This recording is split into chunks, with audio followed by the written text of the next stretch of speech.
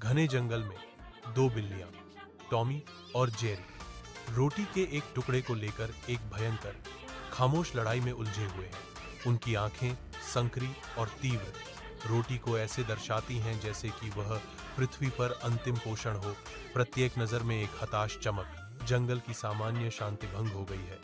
उसकी जगह उनके खामोश, तीव्र गतिरोध का स्पष्ट तनाव है। उनके बीच रोटी का छोटा टुकड़ा पड़ा है, एक प्रतिष्ठित पुरस्कार जो उनके भयंकर, अटूट तर्क को बढ़ावा देता है। टॉमी के फर खड़े हो जाते हैं, हर मांसपेशी तनी हुई है, अपने दावे के लिए कार्रवाई में कूदने को तैयार है। जेरी समान रूप से दृढ़ निश्चयी नीचे झुक जाता है, उसकी निगाहें रोटी पर टिकी हैं, उसके हाव भाव में एक मौन चुनौती है। मिकी, एक चालाक बंदर, गर्मागर्म बहस की आवाज से आकर्षित होकर पास आता है।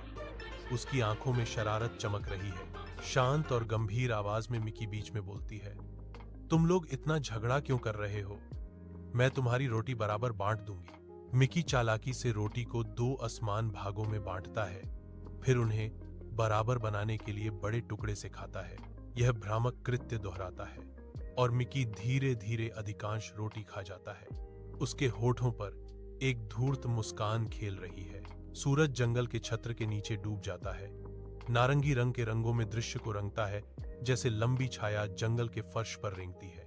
मिकी अपने चेहरे पर एक धूर्त मुस्कान के साथ टॉम और जेरी को उस रोटी का एक दयनीय टुकड़ा देता है जिसे उसने खा लिया है। टॉम और जेरी गहरी निराशा से एक दूसरे को देखते हैं।